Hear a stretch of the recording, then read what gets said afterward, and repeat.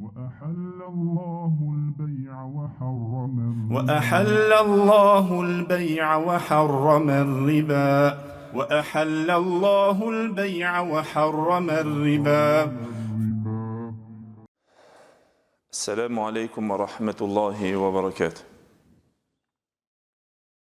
الحمد لله الذي شرع لنا من الدين ما ارتضاه وأحل لنا البيع وحرم الربا فعمت بها البركات وازدهرت الأرجاء. أشهد أن لا إله إلا الله وحده لا شريك له وأشهد أن نبينا وحبيبنا وشفيعنا محمد رسول الله إمام المرسلين وخاتم النبيين وصفوة خلق الله أجمعين. نشهد بأنه بلغ الرسالة وأدى الأمانة ونصح الأمة وكشف الله به الغمة وجاهد في الله حق الجهاد حتى أتاه اليقين. فصلوات الله وسلامه عليه وعلى آله وصحابته والداعين بدعوته والعاملين بسنته بإحسان إلى يوم الدين وبعد. Gjithë falënderimet dhe lavdërimet I takojnë Allahut Gjelle Gjelaluhu. Salavatet dhe selamet I dërgojmë të dashmurit ton Muhammedit sallallahu alaihi wasallam, familjes së tij, shokëve të tij dhe gjithë ata të cilët pasojnë rrugën e tyre me të mirë deri në ditën e gjykimit. Të nderuar vëllezër, pasi që folëm rreth kushteve e veçanërisht ato 3 themelet, shtyllat kryesore të një shitblerje, të një kontrate, të një marrëveshje I cili dëshiron që të lidh kontratën e tij në një shitblerje, me gjitha ato kushtet të cilët I posedonin, lind nevoja që na të ndalemi në disa çështje të cilat gjithashtu janë të rëndësishme për të u njoftuar dhe për të folur rreth tyre, e të cilat me të vërtetë se janë në lloje të shumta të shitblerjes, dhe se padyshim se shitblerja ka lloje të shumta për të cilat nuk mjafton koha dhe vendi që na për disa derse apo ligjërata të shkurta që të I përfshish të gjitha ato lloje të cilat kanë të bëjnë në jurisprudencën islame që janë nga shitblerja edhe tregtia e cila është me të vërtetë e nevojshme që njerëzit duhet të dinë rreth tyre, por neve na intereson që të dimë diçka se jo çdo lloj I shitblerjes e cila bëhet është e lejuar. Ka prej tyre, prej shitblerjeve dhe prej transaksioneve dhe atyre marrëdhënieve tregtare të cilat bëhen mes muslimanëve, prej tyre ka lloje të cilat janë të ndaluara dhe janë të penguara në aspektin e ligjit sheriatik që besimtari të ruhet dhe të ketë kujdes që mos ta fut vetveten e tij në ndonjë lidhje marrëveshjeje të tillë apo në ndonjë kontratë apo në ndonjë shitblerje me të cilën ai I bën mëkat Allahut Gjelle Gjelaluhu, e ngarkon veten e tij, e dëmton vetveten e tij, dëmton dhe pasurinë e tij. Dhe mu përket Allahu Gjelle Gjelaluhu I ka sjellur këto dispozita o vëllezër për të ruajtur jetën tonë, për të ruajtur pasurinë tonë, që ne si musliman mos ta ndytmi pasurinë tonë dhe as mos ta shkatërrojmë atë.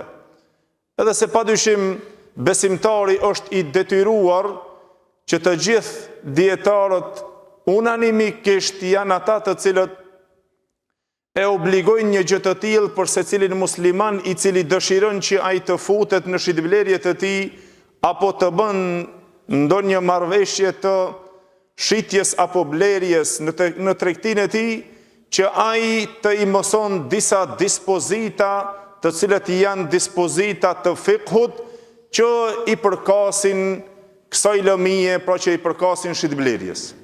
Dhe se është e detyrshme që besimtari të I din këto pika dhe këto çështje, që ai mos ta fut vetveten e tij në ndonjë ndalesë, mos të rraset në ndonjë haram, të cilin e ka bërë haram shariati i Allahut xhelle xhelaluhu. Edhe se padyshim se gjërat në esencë janë të lejuara, edhe shitblerja është njëra prej tyre me të cilët është një rregull fikhor e jurisprudencës islame që duhet ditur se veçanërisht për çështja e shitblerjes, ajo në esencë dhe në bazë, ajo është baza, parimi bazë e saj është se ajo është e lejuar dhe është halal. Mirë po, patjetër se duhet të shikohen plotësimi i këtyre shtyllave të cilët na i kemi shpjeguar dhe ato kushtet të cilët ngërthejnë në to, për të qenë një shitblerje e tillë valide edhe mos të jetë e ndaluar apo të jetë në to haram.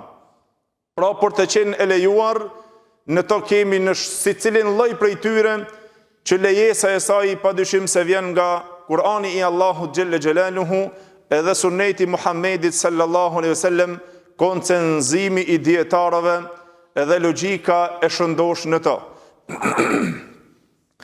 Por patjetër se në të ndaluarat të cilat vijnë vëllezër, çdo shitblerje që ti duhesh të interesohesh për to se ky lloj tregti apo ky lloj e shitjes e cila do të bëhet dhe dëshiron që të futesh dhe të merresh me to, duhesh të pyesish një herë se si qëndron dispozita shariatike në to. A është e lejuar, a është halal, me çfarë argumente posedohet në to, cilët janë provat të cilët e ndalojnë një gjë të tillë. Këto janë ato të cilët neve si musliman na duhet që të i dimë.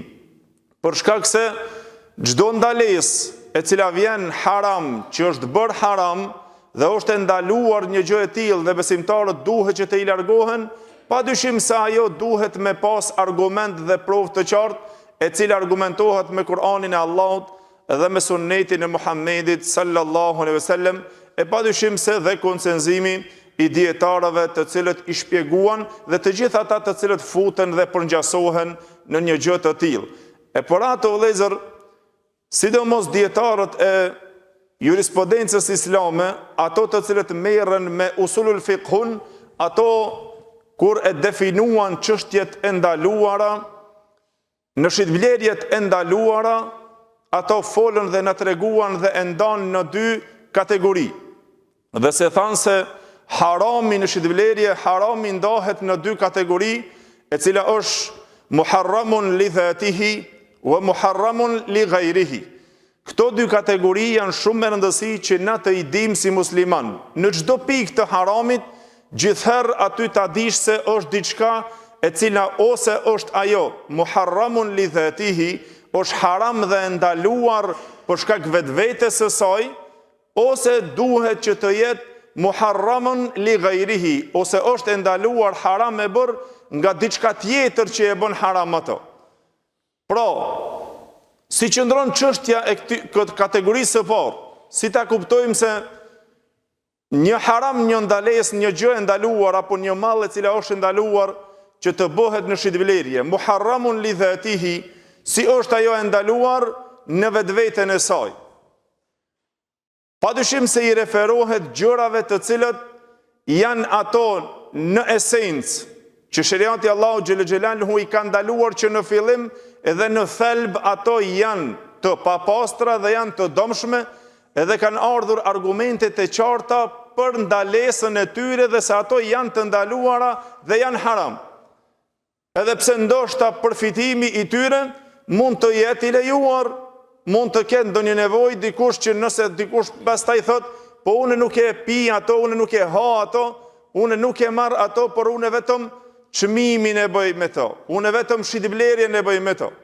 E mu bërat këtu ngërthen çështja çdo besimtar që ta kupton këtë çështje o vëllezër dhe ta dinë mirë se ato gjëra të cilët janë në esencë, thelbi i tyre që është haram dhe janë të papastra dhe të dëmshme, të cilët i ka bërë haram Allahu xhelle xhelaluhu apo pejgamberi sallallahu alaihi wasallam, atëherë duhet ditur se ato sido që të jenë haram i tyre është në bazë.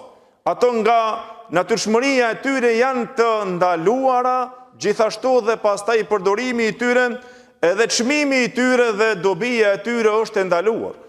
Pra, dietarët i kanë përmbledhur disa nga ato të cilët janë në ato 5 kategori më të rëndësishme prej tyre, të cilët janë sikur që është për shembull pirja e alkoolit, është në esencë në bazë, ajo në thelb është haram dhe është e ndaluar për shkak se është e papastër dhe për shkak se ajo është e dëmshme.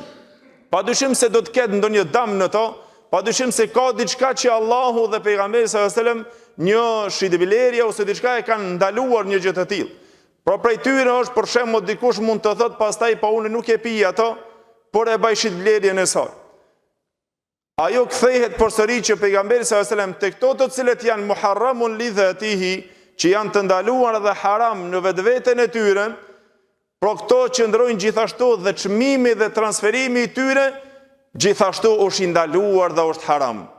Hadithin të cilën pejgamberi sallallahu alajhi wasallam tha Allahu xhelle xhelaluhu nga Ibn Abbas radhiyallahu anhu, i cili tha se pejgamberi sallallahu alajhi wasallam ka thonë: Inna Allaha harrama ala qaumin akala shay'in, nëse Allahu xhelle xhelaluhu ja bën haram një popullit ngrënjen apo konsumimin e diçkaje, wa harrama alehim thamana, gjithashtu ja u ka bo haram atyre edhe çmimin e saj.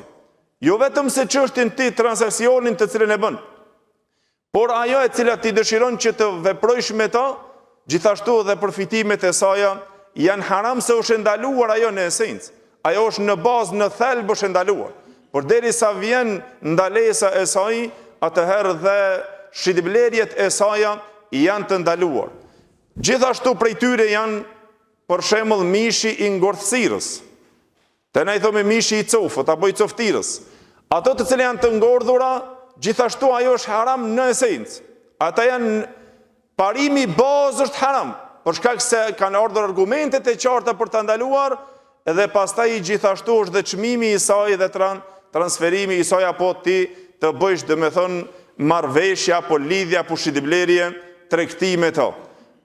Po ashtu dhe shumë prej tyre domethënë të cilët janë mishi i coftirës, të janë për shembull putat dhe idhujt, që ti të merresh për shembull me to, e të i marrësh e të i shesësh, unë nuk e adhuroj, por e marrë shes, këto të gjitha kthehen ku tham në muharramun li dhatihi. Besimtari po e kuptoi këtë pikë dhe po i kuptoi këto dy kategoritë, në çdo shitblerje të tij, pastaj ai e dallon se kjo çështje është ndaluar në esencën e saj, në thelb dhe parimi bazë është ndalesa në to, apo nuk është parimi bazë në to është ndalesa. Mu bërat pra gjitha këto, pirja e gjakit, mishi i derrit, këto janë domethënë të ndaluara në esencën e tyre. Baza e tyre të dëmshme dhe janë domethënë të papastra. Shkaqet të cilët janë në to për shkak se Allahu xhelle xhelaluhu e ka bërë haram ato që në fillim dhe është thelbi i saj haram. E nuk i lejohet një besimtarit që ai të zhytet dhe të futet në këtë pikë me të merret me këto të cilët janë pra pjesë që i takojnë atyre harameve të cilët janë bazë. Për një lidhje e tillë, një gjë e cila futet në to, vëllezër, që është haram në esencë, atëherë ti e kije të ndaluar ato. Dhe mu për atë, si besimtar, duhesh të pyesish se çfarë argumentesh qëndrojnë në këtë pikë që kjo është e ndaluar. Është baza e saj apo është përfitimi i saj haram? E mu për atë, pra, duhet që na ta kuptojmë tjetërën kategori e cila është muharramun li ghairihi. Pra ka prej gjërave në shitblerje të cilët janë haram, po janë haram nga diçka tjetër. Nuk është se ajo në veti është haram, nuk është se ajo në vetvete përmban ndonjë dëm, ndonjë papastërti ose diçka, por ajo në vetvete mund të jetë halal, por diçka tjetër, një faktor tjetër, nëse i bashkohet, ajo atëherë bëhet haram. E kjo është që duhet me ditur mirë shumë dhe me pas kujdes. Për shembull, ka shumë lloje të tilla për të cilët ajo në vetvete nuk është ndaluar, por nëse bashkohet një faktor i cili ato e bën zbashku me të, dobia e saj është ndaluar dhe është haram me argument të Kur'anit dhe të Sunetit të Muhamedit sallallahu alaihi wasallam. Për shembull, nëse e marrmi një shembull të tillë, është rrushi. Rrushi është i pastër në vetvete dhe është substancë e pastër e cila është e lejuar. Mirë, po nëse dikush thotë e blej rrushin unë për ta bërë raki dhe për ta bërë verë, atëherë si qëndron dispozita? A këtu ndryshon me njëherë dispozita, dobija e saj, ajo e cila vjen nga fitimi i saj bëhet e ndaluar.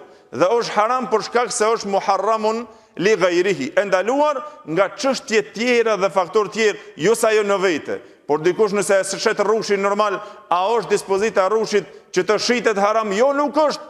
Kur bëhet haram, atëherë kur vjen faktori tjetër dhe ai dëshiron që ta blen rrushin e ta bën ato raki, e ta bën ato verë. Ose shembulli tjetër që dikush të shkon e të blen mëndafsh. Mëndafshi dhe ari në vete janë halal. Ato nuk janë haram në veti, por ato janë halal. Kur bëhet haram? Fitimi i saj atëherë kur vjen faktori tjetër i cili e bën të ndaluar ato. Pra bëhet haram nga diçka tjetër, cila nëse vjen të blen mëndafshin një burr, pejgamberi sallallahu alajhi wasallam e ka ndaluar mëndafshin për burrat, bartjen e mëndafshit për burrat dhe bartjen e arit për burrat. E atëherë përderisa është ndaluar, nuk është në vete që ti të shesësh e të blesh e të bësh tregti me ani, por nëse e blen burri për ta mbajtur, atëherë bëhet haram. Nëse e blen mëndafshin burri për ta mbajtur, atëherë bëhet haram. Pra shumë prej këtyre vëllezër, të cilët futen pra në këtë lloj të shitblerjes, që besimtari duhet ditur se a është haram kjo në veti, edhe ndalohet të gjitha anët e saj pastaj për të bërë, apo është ajo në vete halal, por nëse i afrohet në një faktor tjetër, ajo për shkak të diçka tjetër, ajo atëherë bëhet haram. Sigur për shembull gomari, nuk është në vete haram dhe shitblerja e tij, por nëse dikush e blen gomarin për ta therrur dhe për ta hungur, atëherë gomari bëhet haram. Pse? Faktori tjetër e bën ato haram, është haram li ghairihi. Haram nga një çështje tjetër, ajo haram në vetvete, sikur që tham mishi i coftirës, mishi i derrit, pirja e gjakut, e kështu me radhë rakia, të gjitha ato, zinaja, gjithë to janë në vete haram, janë muharramun li dhatihi. Për ato janë haram për shkak se janë në vete haram dhe ato të cilët merret në to bëhen haram gjitha. A kurse nëse është muharramun li ghairihi, ajo është e lejuar mirë, po nëpërmjet faktorëve të tjera ajo bëhet haram. Dhe mu për atë pra duhet që na të interesohemi që të i dim nëpërmjet këtyre dy faktorëve kryesorë, vëllezër, dallohen shumë lloje të shitblerjeve, pastaj se pse kjo është haram edhe nga bëhet haram, si qëndron harami dhe ndalesa e tyre. Allahu xhel xhelalu na i ka treguar shumë prej tyreve shkaqet dhe prej tyre të cilët nuk janë ndoshta të drejtuarat e na, por dietarët na i kanë shpjeguar. Ne inshallah do të mundohemi që të i cekim disa nga ato pika për të cilët është e nevojshme dhe me të cilët ndoshta merremi në jetën e përditshme tonën, që është ndoshta e detyrshme që na të i dim. Lutim Allahun xhel xhelalu që Allahu të na vetë dison dhe Allahu fenetin të na mëson e të na bën prej atyre të cilët pasojmë më të mirën e fjalëve dhe këshillave. Wa qulu qawli hadha wastaghfirullahi li wa lakum, alhamdulillahi rabbil alamin.